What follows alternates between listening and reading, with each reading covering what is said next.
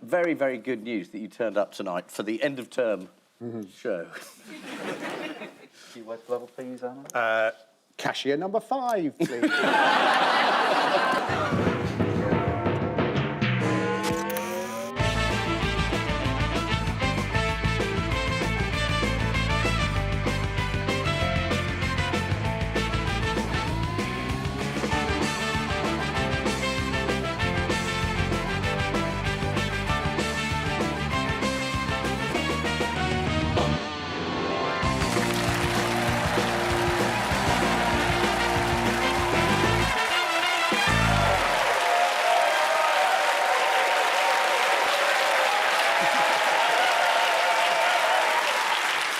Good evening. Welcome to Have I Got News for You? I'm Martin Clunes. In the news this week, to prevent him mounting a leadership challenge, Michael Gove has been assigned extra responsibilities.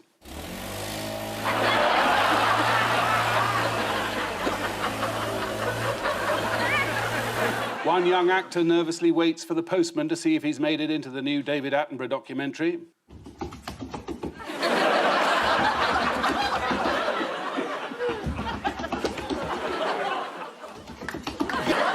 A veteran of the Silk Cut Factory testing unit baffles the youngster with a story from the old days.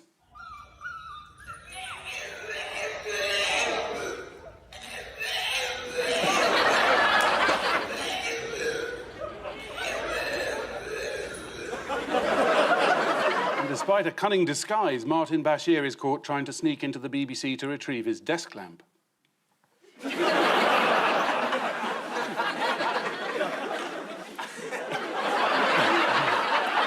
On Ian's team tonight is a satirist from the large demographic of Italian Scots, including Peter Capaldi, Nicola Benedetti, and Cranky Fandabidozi. Please welcome Armando Iannucci.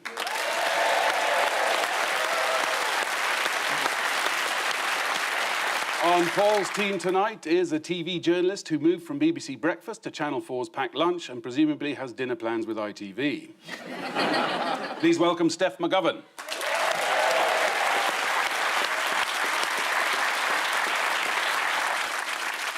It's Christmas time. Hey! And as a special treat for round one, we're resurrecting a seasonal favourite, the Gaffometer of News.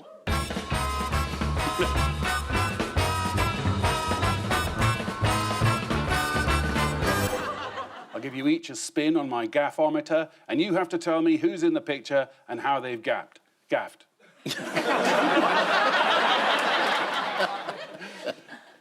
I'll give you each a spin on my Gaffometer. You said that already. You sound like the Prime Minister. You can't read out loud either. Ian and Armando, you're up first.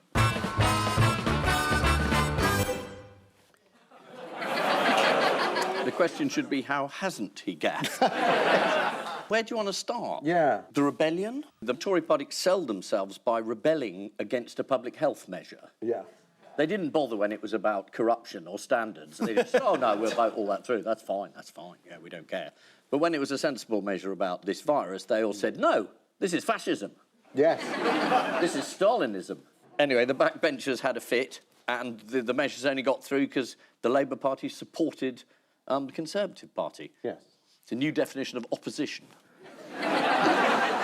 So that was quite embarrassing for him, but not particularly given the rest of his week. Yes. Lots of parties have been found that have taken place last year in number 10. In fact, I think data isn't in, but I think they found that the number of parties last year was doubling every 2 to 3 days.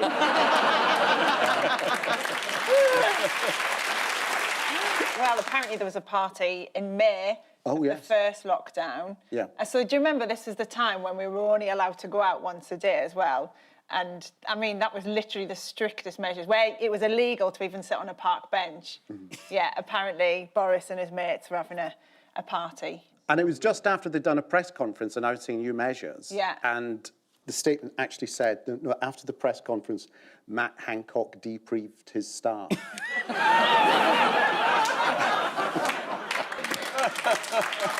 I love the fact the press release said that Matt Hancock has denied it.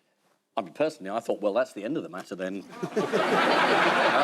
Clearly didn't happen then. That can't be true. How did the week start for Boris, though, with his announcement? The announcement was we were all going to get boosted, but he hadn't told anyone else, including the NHS, that was happening. Which led to the central booking system repeatedly crashing, 5-hour queues at vaccine centres, lateral flow kits becoming unavailable on the government's website due to a shortage. Has anybody got the number of Matt Hancock's mate? Did he take it with him? But luckily, Chris Whitty was there to cheer us all up with his message about the Omicron variant. He said, there are lots of things we don't know, but all the things we do know are bad.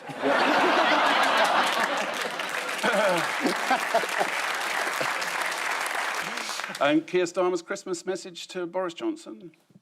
What did he call him, something? The worst possible Prime Minister at the worst possible time. Yeah. And doing his best impression of a 1980s football manager, he told the Commons that Boris needs to take a long, hard look at himself. Here's what that looks like.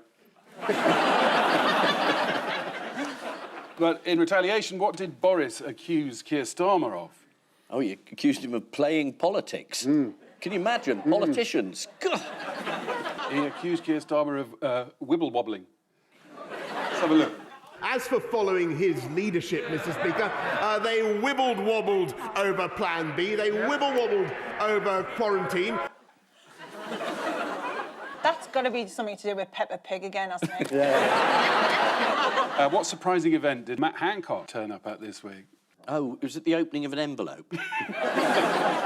It was Capital FM's Jingle Bell Ball. Oh, my God. In a turtleneck. Here he is. He's blatantly going to be on Strictly next year, isn't he? He should be jumping off a cliff delivering somebody a box of chocolate. Why might Boris's week get even worse on Friday morning? There's a This by-election. morning? Yes, there's a by-election, but yes, yes. We don't know. We're recording it the night before, so we don't know whether Boris is truly screwed or utterly screwed. It just depends. Either wibble or wobble. It's wibble or wobble. The Lib Dems have won. Have they? No. Yeah, majority of 7,000. The polls haven't closed yet. No, it's just in case I was mystically right. Yes. They can put it out. Do you want to see an American woman singing an anti-vax version of All I Want for Christmas Is You? Yeah. Of course you do. Yes, Come on. Yeah, absolutely. That'll cheer us all up. I don't want a lot for Christmas, just body autonomy. I don't care about the variants because of natural immunity.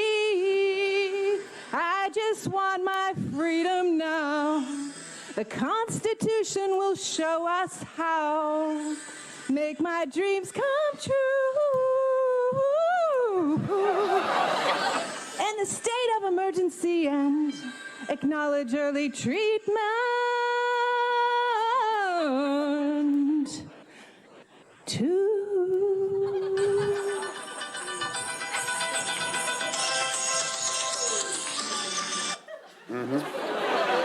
Yes, there we go. We just heard that she's beaten Piers Corbyn's fart in your trousers to win the anti-vax Christmas #1. This is the news that the Tory party are now the government and the opposition after 99 Conservative MPs voted against Plan B. Many Tory rebels were concerned that vaccine passports for nightclubs won't stop the spread of COVID. Here's an idea. Just put the Pfizer in the cocaine. The Times revealed the possible frontrunners to replace Boris include Liz Truss, Priti Patel and Matt Hancock. And some people said there wouldn't be enough turkey. I'm going to go back. That was a good turkey noise. I could do it that way.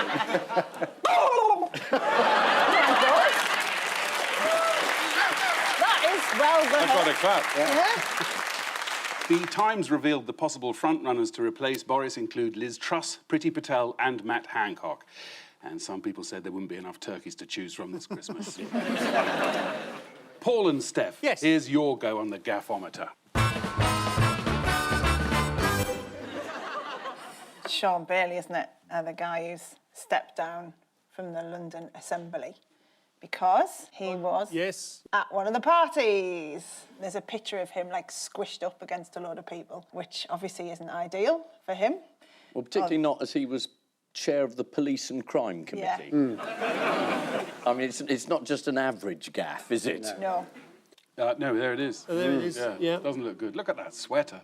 Also, look at the canapé selection. That's terrible. That where's the like hedgehog with the pineapples and the cheese? According to the Mirror, the Party for Conservative Activists and Campaign Workers was described as raucous, and a door was broken. So unfortunately, they got out. One of the excuses for the gathering, do you know this? Was that they'd all been working hard for hours on end. So we're probably being a bit hard on them. Aren't they allowed to work together and let off a bit of steam? Right, that's the balance taken care of. Let's move on. That's exactly what Number 10 said. They said everyone in Number 10's been working really hard, so they should have a party. And in the Treasury and the Department of Education, but not in the NHS or in any way you work. No, you haven't been working hard. You've been doing bugger all year, haven't you? I can see it. Look at this lazy gob. Who's been getting all these stories? The Mirror, mostly. Yes. One writer at the Mirror, Pippa Crerar. OK. Yeah. Either a very good journalist or the Mirror have found a new way to hack people's phones. Do you know what Pippa's other party scoop was? Is it the Dominic Cummings Barnard Castle carry on? No, that was last year. We can't touch it further. Oh, no, that's cannot talk about anything in the past. It doesn't count, is it? This was that Boris Johnson attended a quiz on Zoom in Number 10 last Christmas. But what rule did he appear to have broken? Is it the covering up the CCTV with a black bin bag? That's Matt Hancock's briefs.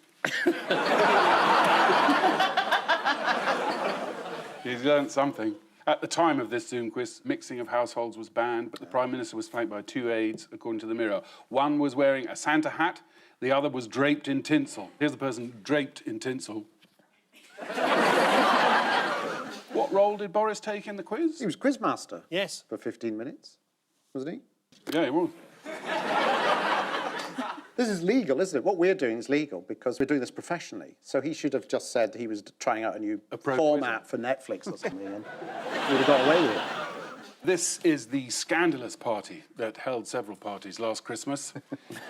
Sean Bailey was the head of the London Assembly's Police and Crime Committee, but he's no longer in the chair, as the music stopped and somebody else got there first.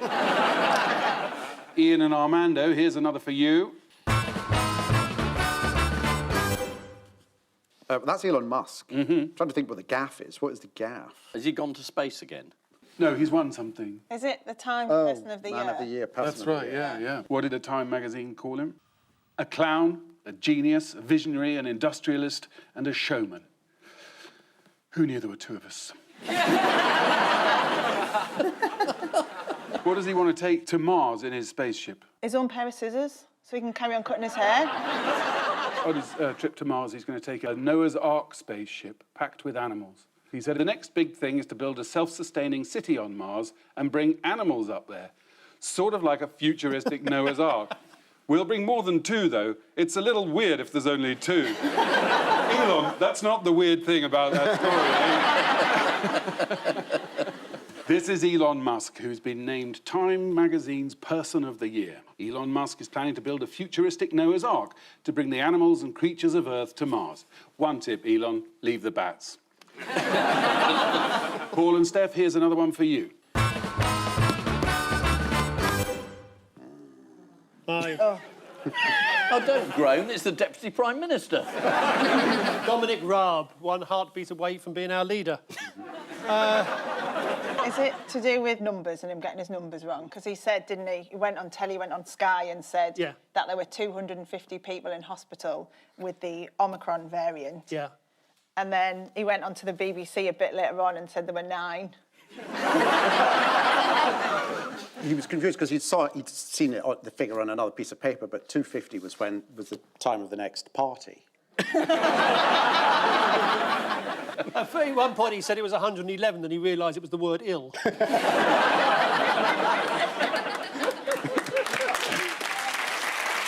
we have a look at him in action?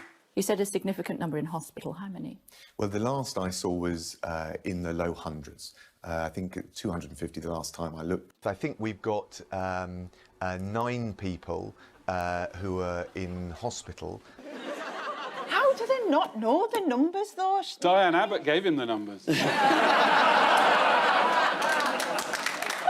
there's something wrong with this man, isn't there? We should all volunteer to sit with him. I think that's very unfair, and there's very little evidence. I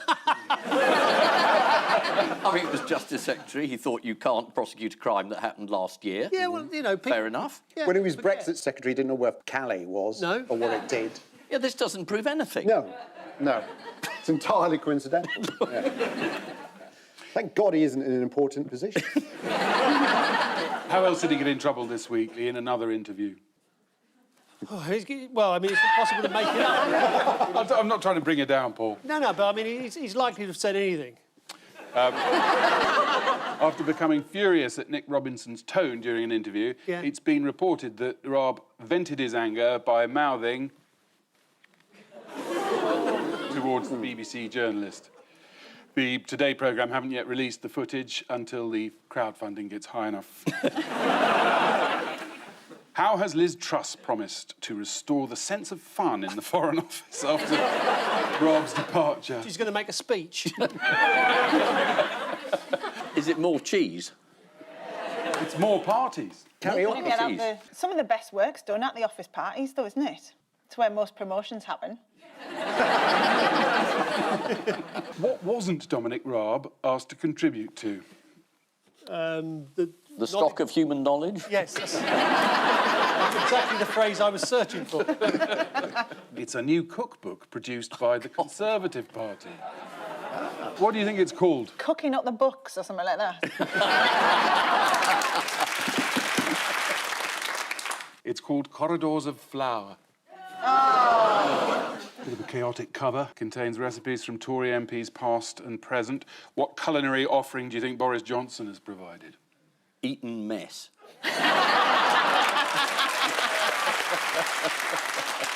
John Major red hot curry?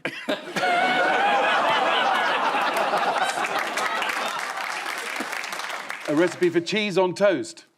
Recipe for cheese on toast? Yeah, which is described I've always as... wanted to know how to make that. Yeah. Because I've been using a house brick and a bit of cement. Two together. It just breaks your teeth. What's special about his cheese on toast recipe, then? Somebody did it for him. Here's how I make cheese on toast. Nanny!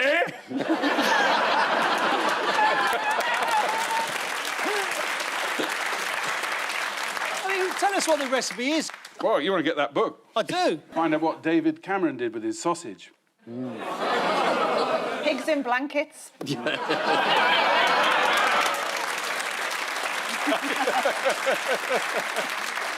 And finally, what advice does Nadine Dorries give if you find something's too thick? You add milk. I'm saying nothing more. Is that what she says in the book? This is what it says on this card. Oh, right. This is Dominic Raab's confusion over COVID numbers. Dominic Raab still has high hopes of becoming Prime Minister and entering number 10, or number 251, as he called it. When he was Foreign Secretary, Dominic Raab was criticised for his handling of the Afghanistan crisis. Last week, it was alleged animals were evacuated ahead of some people.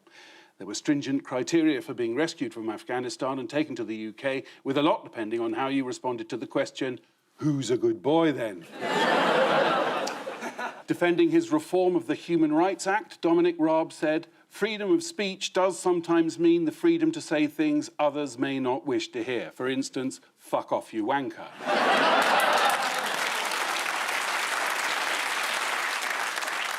And here's a bonus spin on the gaffometer. Fingers on buzzers, teams. He's the only one left. So it had to be Lewis Hamilton. What was his gap? He got knighted for coming second. I couldn't understand it because I don't really follow Formula One, but... Well, I don't either, but I'm here to clear that up. All right, good. Okay, here we go.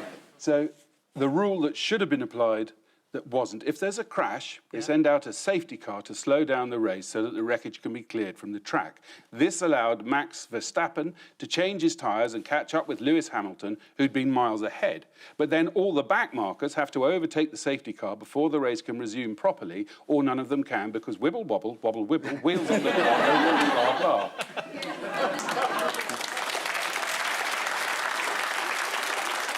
And there's a clause in the rules, apparently, that allows the race director to ignore all the other rules if he thinks it's a good idea. Where have I heard that before? There have been anguished cries from Lewis Hamilton fans claiming he's been robbed of an 8th victory. Lots of people demanded to know why certain rules weren't followed, including this man with a sword. So this is the controversial and thrilling end to the Grand Prix season. After the contested race, Mercedes were going to appeal the verdict in court, and if that was knocked back, they would appeal to a higher court. Essentially, they could end up going round and round in circles. That's Formula One. So, at the end of that round, Ian and Armando have 2, and Paul and Steph have 4.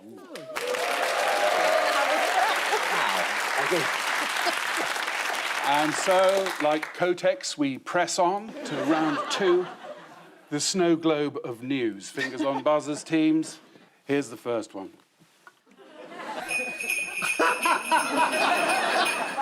That was a terrible special effect. Well, it wasn't special. I'm not even sure it was an effect. This was an advent calendar. When you opened up one of the things, meant to have chocolate behind every single square as you opened it up, and one of the squares didn't have any chocolate behind it. And the message was, don't always expect chocolate. He makes his bars of chocolate so that you can't break them easily as well, because he's about how it's to represent life's not easily divisible and, you know, not everything's perfect and uniform. Is there a recipe for opening a bar of chocolate? Because a number of times I've tried that, using a stepladder and a sofa. Have you tried a brick and a sofa? No, that's how you make cheese on toast. Ah, yeah, that's done wrong. Chocolonely. I quite like this bloke. I think he's quite good. Who is he? It's good to encourage disappointment in life. Because that's what's coming. Should there be no chocolate in there at all, then? So one of them just one of the windows should have chocolate behind it. Yes, but not for you. Oh. He purposely left one of its windows empty to highlight inequality, which he kind of has. I'd be raging, though, if you got to that window. If any of you are affected by the issues raised...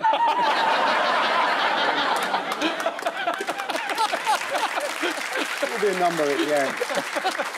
In other ruined Christmas news, how have the Council of Bailiff Bridge, West Yorkshire, upset locals? Not allowed to have Christmas trees, no Christmas lights? Let's have a look. They provided them with this Christmas tree. Ah, yes. Do you know what their excuse was? They didn't have any taller ladders. It was a health and safety thing. Oh, was it? Yeah. An health and safety Health thing. and safety regs wouldn't let them go any higher. Oh, they couldn't afford the lecky for the top part, maybe. Yeah. A council fairy. Or they thought people should be disappointed. 2 layers of lights you might get. You're not going to get the whole tree. Live with it. It's unfortunate because right at the top there is a piece of chocolate. Well, it did disappoint. The local Conservative councillor, George Robinson, said, "When I saw the tree, the Christmas spirit left my body." Mate, you've got to line your stomach before you drink that much Baileys. How did one school in West Sussex manage to upset its students with its Christmas dinner? Oh, this was the terrible Christmas lunch, which was a bap with some cold turkey on it and... Yeah, what looked like let's have a look at giblet. it. Oh. Described by one commentator as like a foreskin on a dry bap. Sticking with the Christmas theme, why is businessman Carl Baxter worried that he may be stuck with 1,000 festive jumpers? Oh, it's because they look like willies. Oh, yeah, you got it. Yeah. Tried to order one. Here we are, let's have a look at them. They spotted some... It just looks like a thermometer to me. I don't know how you have your temperature taken.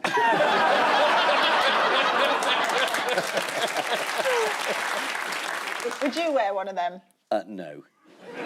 Do you ever Only wear a for festive- funerals, I think. Funerals, yeah. Just to jazz it up a bit. Yeah. Yeah, I've got a pop T-shirt. Have you? No.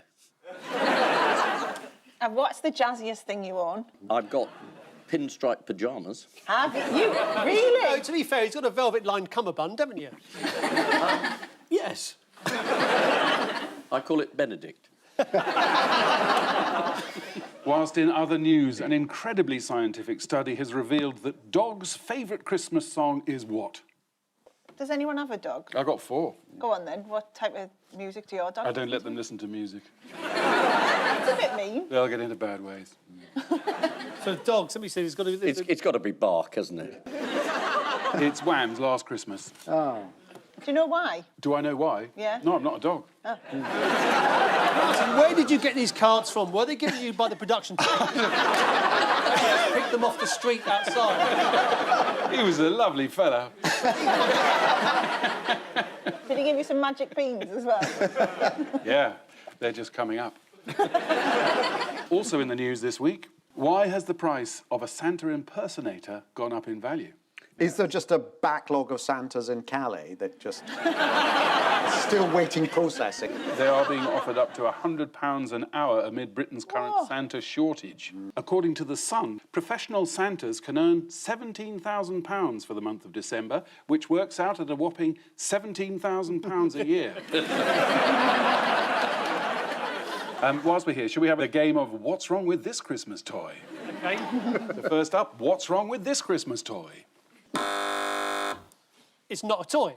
It is got a happy face on it. It's an educational toy that sings in English, Polish and Spanish, but one of the songs features lyrics about cocaine and hopelessness. Which is what Ian was talking about earlier. Yeah. That's a perfect Christmas cactus. Yeah. Next, what's wrong with this Christmas toy? Found in a charity shop in Southend. It's an official doll, is it? It's probably easier if I show it full length. Oh, no, before I don't. tell No.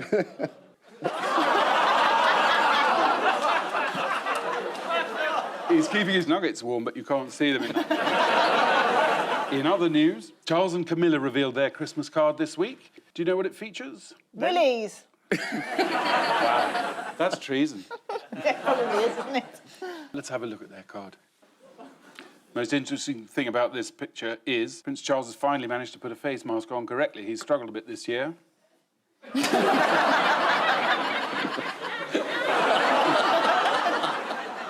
This is the news that it's Christmas time. Hooray! Oh, dear, that was disappointing. Well, you've got to prepare yourself for that in life. Yeah, exactly. They're getting there. They'll boo next time anyone says Christmas. Well, let's try that out. OK. No, don't us out yet, but we'll take you by surprise. Christmas. There's your trailer. This is the card that Prince William is sending out this Christmas. Oh. And I hope that Prince Harry's watching. It's the only way I'll get to see it. Fingers on buzzers, teams. Here's the next one.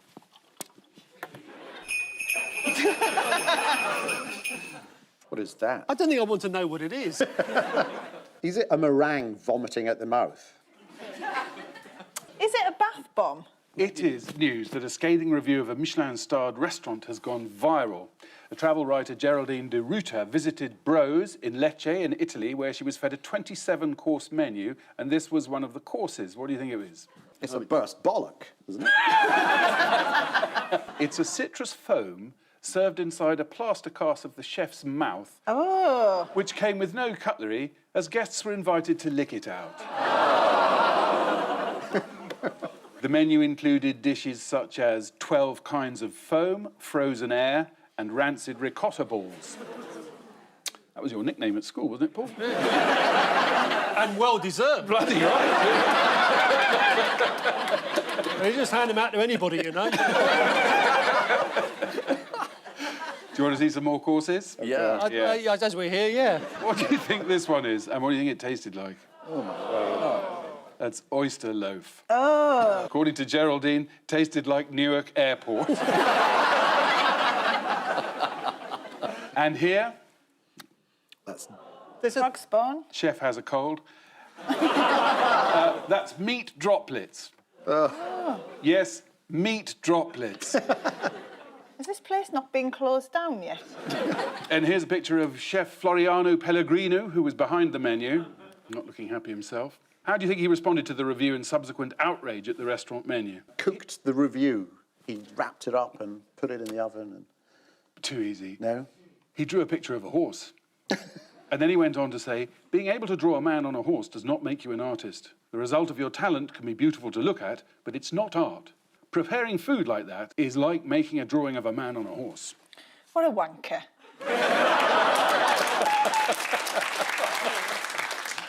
In other picture-based news, why has this sketch of Ghislaine Maxwell gone viral? Oh, because that's her drawing the courtroom artist to try and spook the courtroom artist out. Sketching the artist who is sketching her, who was sketching her, sketching her. It all gets a bit sketchy after that. But we've actually got an exclusive view of Ghislaine's sketch. Very clever ruse when you're on trial for what you're accused of, to start playing mind games publicly. And particularly with the court artist. Court artist. Whose job isn't great, because they're not allowed to draw in there, so they have to look and then run out and draw. Yeah. Which is why it usually looks like Sophia Loren. Is that just in England? I think in America. Are they allowed to sit in? Well, I don't know why she'd do that.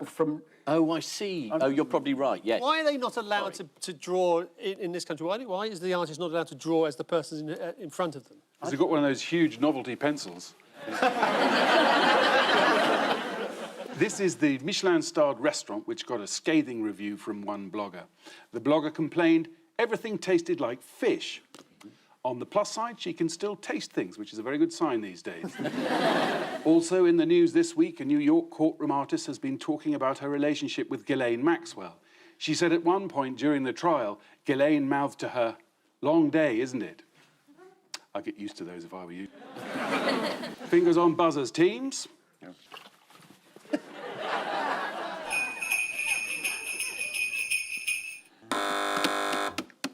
That's Vladimir Putin.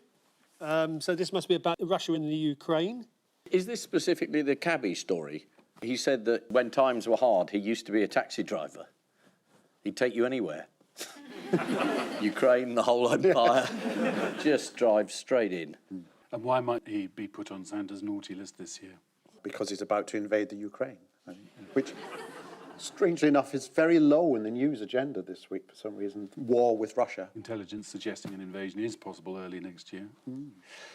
Luckily, Boris Johnson has called him up. Going to make him party treasurer and give him a peerage. That usually shuts them up. And he's threatened Putin with significant consequences.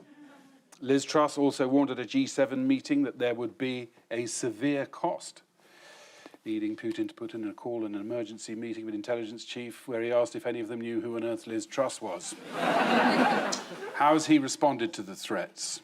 Oh, I don't think he's very bothered, is he? He's told NATO that if they try and interfere in the Ukraine, he will deploy mid-range nuclear missiles in Europe.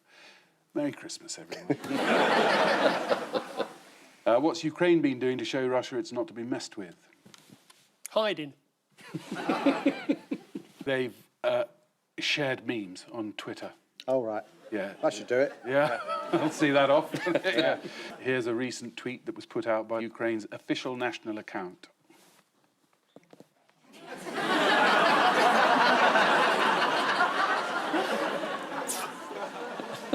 Well, the man who's suffering from stress could relieve his symptoms if he took his headband off. Top left one is Prince Charles with a face mask. Sticking with egomaniacal world leaders, what did Donald Trump reveal that he once gave Kim Jong-un as a gift this week? Is it herpes? So he claims that he gave Kim Jong-un a cassette player with a tape of Elton John's Rocket Man during talks on denuclearization. And in return, it's reported that Kim gave Donald a copy of Bob Dylan's Mr. Tangerine Man. Thank you.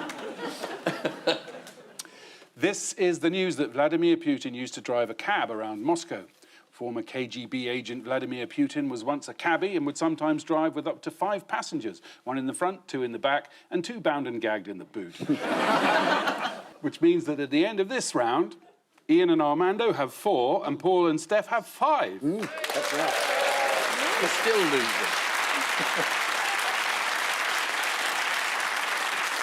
Time now for the Missing Words round, which this week features as its guest publication the Christmas issue of the British Medical Journal. And we start with: world's first medicinal encyclopedia reveals what was a treatment for baldness. Was it cheese on toast? No, it's castration. No, decapitation. No head, no hair, that's the rule. It's cress. Is it? Cress. Cress? Yep. What, you plant it on your head? Historians have discovered that a 2,600-year-old health encyclopedia contains a cure for baldness, which involves the use of cress. Although if you eat too much of it, it can make you impotent. That's a condition known as cressidic. I start to think this whole evening's been leading up to that. It has. Next, scripts reveal that the clangers what? Are Lib Dem? We're talking gibberish. We're drunk. They were swearing. Regularly, Swearing? yeah. Swearing Regularly clangers? dropped the F-bomb. Yeah. They were worse than Dominic Raab, apparently. No. The gibberish was made up of swear words. Yes. On Swanee Whistle. So they had script, and then he replaced it by Swanee Whistle. Oh. We're not going to swear, but it would be... Turn it right up. At first, it wasn't clear how these revelations of bad language on the clangers had leaked out, but all the fingers pointed at a whistleblower. Next, Incredible Hulk found to be at high risk of what? Ending up in a workplace tribunal. Oh, this is an ecology question. Incredible Hulk found to be at high risk of going green. Becoming next Justice Secretary. High blood pressure, I think. Well, a stroke, yeah. Not A stroke. Oh, yeah. Very good. Good luck getting a blood pressure sleeve on the Hulk. If you think the Hulk's angry now, wait till he's told he can only see a doctor on Zoom. Next, 43 camels disqualified from a beauty pageant over what? Spitting at guests. Over Egypt way. 43 camels disqualified from beauty pageant over padding their humps. Over getting the hump. Well, no, Paul, you're pretty close there. It's Botox. What? 43 camels were disqualified from a Saudi contest to find the most beautiful camels. Next, what can understand up to 215 words? Clanger. Daffodils. Tulips. Dominic Raab. Dominic Raab. Probably some animal of some kind, isn't it? Parrots. Cats. Cheese on toast. Cheese on toast. Dogs. Anti-vax. Dogs. What? It's dogs. Dogs? Yeah. That's very precise, isn't it? Up to 215 words. Yeah. Some of the phrases that dogs can understand include, do you want dinner? I love you. Want a ride? Roll over. All done. Which also sounds like every episode of Love Island. Next, Mary, Queen of Scots used what to conceal secrets? Bra. Extensive petticoats with hidden doors. Michael Caine. Is it invisible ink? The answer is a complicated letter-locking process. Yeah, that's a code. It's called an envelope. It's not. On the eve of her execution, Mary, Queen of Scots wrote a secret letter and may have folded it up to 30 times. Whoa. That's origami, isn't it? Yeah. Not in those days. She sent the letter to the King of France asking for help on the eve of her execution. I guess she shouldn't have sent it second class, should she? Next, the House of Commons shop causes controversy by selling what as Christmas tree decoration? Preeti Patel on a shelf. Is it peerages?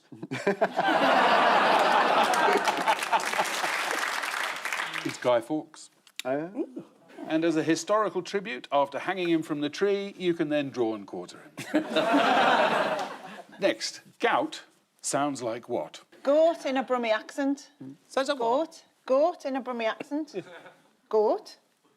Is that a Brummie accent? Gout sounds like gout in a Brummie accent. See where I'm going with this? Nowhere.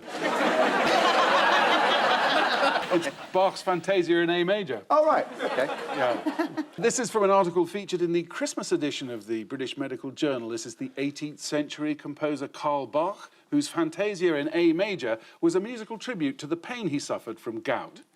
Gout is caused by a bad diet, particularly full-fat dairy products, as detailed in the 20th century composer Samuel Barber's Adagio for Cheese Strings. And finally, Takeaway forced to refund a customer who complained their what? Their cockroach had a dinner in it. Their dinner was too hot. No, dinner was cold. We like cold, but dinner was cold. Dead. Oh, it's charade. Their ice cream was cold. There you go, back of the net. Their ice cream was cold. Their ice... What? What? The owner of an ice cream parlour in Manchester has revealed the lengths customers go in order to get refunds, including one who complained their ice cream was too cold. Quite a big scoop for the Manchester Evening News there. The final scores are Ian and Armando have 7, and Paul and Steph have 7! But before we go, there's just time for the caption competition. World head measuring competition goes down to final 3. This crest isn't working.